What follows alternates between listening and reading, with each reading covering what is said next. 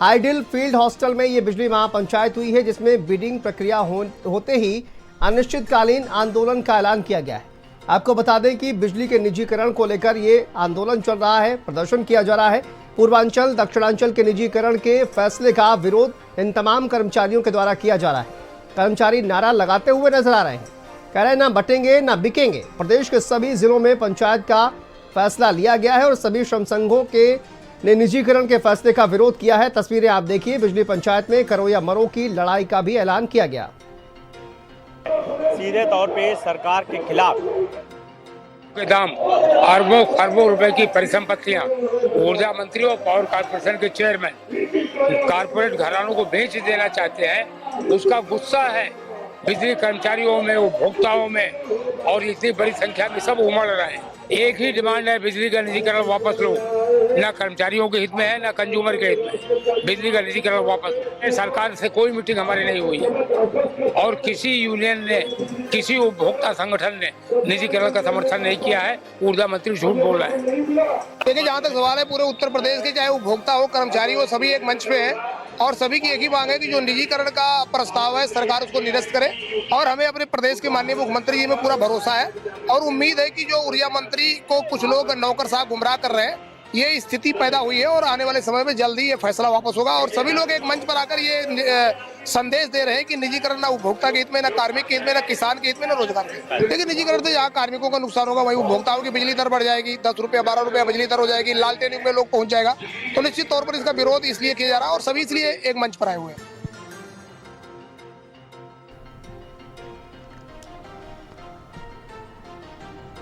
तो देखिए, निजीकरण के फैसले का विरोध लगातार किया जा रहा है। चलिए इसी पर बात करेंगे। संदीप हमारे सहयोगी जुड़ गए। संदीप, निजीकरण के फैसले का विरोध किया जा रहा है, तमाम कर्मचारी इस वक्त वहां पर मौजूद हैं। क्या कुछ कहना है इन तमाम कर्मचारियों का? और आंदोलन का भी कहा जा रहा है कि ऐलान किया जाएगा। देखिए, बिल्कुल शांतनु, बिजली निजीकरण को लेकर देखिए दक्षिणांचल और पूर्वांचल में लगातार एक देखिए जो विरोध है वो सामने दिखाई दे रहा है कि बिजली का निजीकरण किया क्यों जा रहा है। कल के तस्वीर की देखिए अगर बात करें, एक बड़ी महापंचायत का आयोजन किया गया जिसमें दक्षिणांचल और पूर्वांचल के तमाम जो कर्मी थे वो यहाँ पर मौजूद रहे और उसी के साथ साथ आगे भी एक बड़े आंदोलन की चेतावनी दी गई है। क्योंकि देखिए, अगर बिजली का निजीकरण होता है 50,000 से ज्यादा संविदा के पद खत्म हो जाएंगे। उड़ीसा के बाद, महाराष्ट्र के बाद उत्तर प्रदेश में बिजली महंगी हो जाएगी। तो ऐसे तमाम जो कारण हैं वो सामने निकल कर आ रहे हैं। उपभोक्ता परिषद के देखिए अध्यक्ष अवधेश वर्मा भी हमारे साथ हैं। कल भी एक बड़ी महापंचायत का आयोजन हुआ था, तमाम हजारों कर्मी यहाँ पर मौजूद थे। अब क्या रणनीति है आगे की, कैसे आंदोलन करेंगे, हड़ताल पर जाएंगे, क्या होगा? देखिए, जहाँ तक सवाल है, कल जो पंचायत हुई थी लगभग उसमें 7-8 हजार आदमी थे। उसमें उपभोक्ता भी थे, किसान भी थे और कार्मिक भी। सबने एक साझा वो किया कि भाई जो निजीकरण का फैसला है उससे ना तो प्रदेश की जनता का कोई फायदा हो रहा, ना कार्मिक का फायदा हो रहा, ना किसान का फायदा हो रहा, ना बेरोजगार जो है उनका फायदा हो रहा है। तो सवाल है कि फायदा हो किसका रहा है। तो अगर इसके तथ्य में आप जाइए तो आप देखिए, जो अडानी, अंबानी और टाटा बिरला जिसकी बात लोग कर रहे हैं कि आने वाले समय में बड़े प्लेयर होंगे यहाँ आने के लिए, तो निश्चित तौर पर उनका कहीं न कहीं बड़ा फायदा होने वाला है। और जो इस मॉडल की बात कर रहे हैं, उनका उड़ीसा मॉडल बहुत अच्छा है और यहाँ पे लागू किया जाए। मैं उस उड़ीसा मॉडल के बारे में एक उदाहरण आपको देना चाहूँगा कि वहाँ पे 1 किलोवाट का कनेक्शन 4,000 रुपये का है, हमारे यहाँ 1,200 रुपये का है। ये कहते हैं कि बॉम्बे में टाटा और अडानी का मॉडल बहुत अच्छा है। वहाँ पे अधिकतम जो घरेलू की बिजली दर है वो 15 रुपया 71 पैसा है, हमारे यहाँ 6 रुपया 50 पैसा है। तो अगर उस मॉडल को लाएंगे यहाँ आप, तो फायदा तो दूसरे दिन में पहुँच जाएंगे। लेकिन उस मॉडल में लाने के बाद 15 और 17 रुपये की टैरिफ अगर घरेलू की लागेगी तो यहाँ तो लोग लालटेन युग में चला जाएगा। दूसरा, अगर आप देखिए दूसरे पहलू पर बात करिए, जो लोग आंदोलित है, जितने SC BC के लोग हैं वो आंदोलित इसलिए कि उनका 16,000 पद जो है आरक्षण वाला वो खत्म हो जाएगा। दूसरा, एक कंज्यूमर की जो सबसे बड़ी प्रॉब्लम है, जो हम लोगों की दिक्कत है कि 16,000 करोड़ रुपया बिजली कंपनियां, जो दोनों ही बिजली कंपनियां, उस पर सरप्लस हमारा पब्लिक का निकल रहा है। उसके एवज में अगर उसका हिसाब बराबर करें तो लगभग आने वाले 5 सालों तक इनको 8% बिजली दर कम करना पड़ेगा। उद्योगपति तो इस पर बात करेगा नहीं। दूसरा, इन्होंने जो परिसंपत्तियों का मूल्यांकन किया, लगभग 80,000 करोड़ की परिसंपत्तियां हैं और उसकी जो भी खरीदार लोग आएंगे तो उनकी न्यूनतम जो नेटवर्थ होना चाहिए वो लगभग 30% होनी चाहिए, यानी लगभग 24,000 होना चाहिए। पांचों कंपनी में अगर देखा जाए तो लगभग 5,000 करोड़ पर कंपनी का। इन्होंने जो उसकी मिनिमम प्राइस बिड रख दिया वो 2,000 करोड़ रख दिया। पूछना चाहूंगा आपको, जो एक एआर दाखिल कर दिया गया है तो निजीकरण तो हो नहीं सकता है, ये तो कैसे किया जा रहा है? बिल्कुल संदीप जी, आपने बहुत ही लीगल सवाल किया कि दक्षिणांचल और पूर्वांचल ने 30 नवंबर को अपना वार्षिक राजस्व आवश्यकता नियामक आयोग में दाखिल कर दिया। इसका मतलब कि वो व्यवसाय 25-26 तक करेंगे, तो अप्रैल 26 तक तो ये निजीकरण की प्रक्रिया में जा ही नहीं सकते, क्योंकि इन्होंने रेगुलेटर को बता दिया है कि हमारा साल का ये आय व्यय है और इसके आधार पर हमारा टैरिफ का डिजाइन करिए।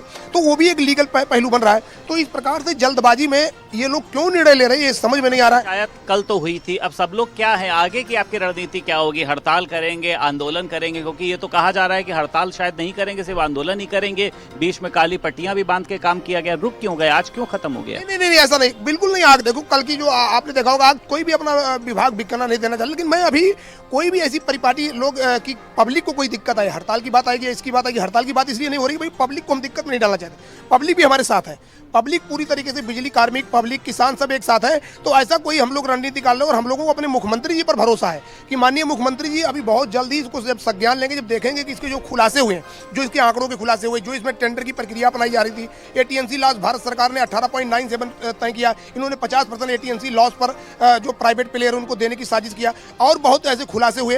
तो उन्होंने कहा कि सरकार 9,061 करोड़ सब्सिडी देगी। सरकार कल को अडानी अंबानी को क्यों सब्सिडी देगी? ऊर्जा मंत्री से आप लोगों की इसको लेकर कुछ बात हुई? ऊर्जा मंत्री ने कुछ आश्वासन दिया? बिल्कुल संदीप जी, आप एक चीज मैं आपको कहना चाहूंगा, यही तो बड़े दुर्भाग्य की बात है कि ऊर्जा मंत्री के पास जब हम लोग कोई बात करने, तो उन्होंने कहा मेरे पास कोई मसौदा नहीं, इस पर अभी बात करना ठीक नहीं, और विधानसभा में जाके कहते हैं कि पीपीपी मॉडल पर चर्चा जरूर की जानी चाहिए, अच्छा मॉडल है। सवाल ये है कि जब ऊर्जा मंत्री के पास लोग मिलने जाते हैं, हम लोग बात करने जाते हैं, जब उनको तर्क बताते हैं, सिद्धांत बताते हैं, तो उससे भागने लगते हैं। जब विधानसभा में जाते हैं तो कुछ और बोलते हैं। हमें ऐसा लग रहा है कि माननीय ऊर्जा मंत्री को कुछ नौकरशाह जो है गुमराह करके और उनको इस परिपाटी में ले जा रहे हैं। मुख्यमंत्री जी का भी कोई बयान नहीं है। हम लोगों की सबकी नजर है प्रदेश के माननीय मुख्यमंत्री जी को, क्योंकि हम लोगों को ये पता है कि माननीय मुख्यमंत्री जी, आपको पता होगा, आपके चैनल पे खूब चला जब यहाँ विदेशी कोयला की बात आई कि अडानी का विदेशी कोयला आएगा और 20,000 रुपया टन में, मुख्यमंत्री जी ने नहीं माना। उत्तर प्रदेश एक पहला राज्य था जहाँ पे बिजली दर बढ़ जाएगी, इसलिए विदेशी कोयला नहीं खरीदा गया। जब यहाँ आपने देखा होगा स्मार्ट प्रीपेड मीटर का मामला है, अडानी का टेंडर हाई आ गया था, हम याचिका करते थे, बहुत विरोध हुआ, मुख्यमंत्री जी नहीं माना। तो मुख्यमंत्री जी कभी भी अपनी प्रदेश की जनता को संकट में नहीं डालना चाहते। हड़ताल में मैंने देखा कई लोगों पर मुकदमे दर्ज हुए, कई लोगों की नौकरी चली गई, तो आपको लगता है कि इस बार अगर हड़ताल आप लोग करते हैं तो फिर कुछ ऐसा ही सामने आएगा? संदीप जी, अभी हमको ऐसा लग रहा है कि हड़ताल करने की जरूरत ही नहीं पड़ेगी। आपकी आंकड़ों का खेल है, आपकी खुलासे का खेल है। जब सरकार को ये पता चल रहा है कि यहाँ पे बंदर बाट हो रहा है, यहाँ पे उद्योगपतियों को फायदा देने के लिए साजिश की, तो ये हड़ताल की बात तो आएगी नहीं। हड़ताल तो आपकी ये थोपना चाह रहा था, प्रबंधन बार बार हड़ताल हड़ताल हड़ताल की बात कर रहा था, जबकि किसी भी संगठन ने हड़ताल की नोटिस नहीं दी। तो हड़ताल की बात क्यों कर रहे हैं?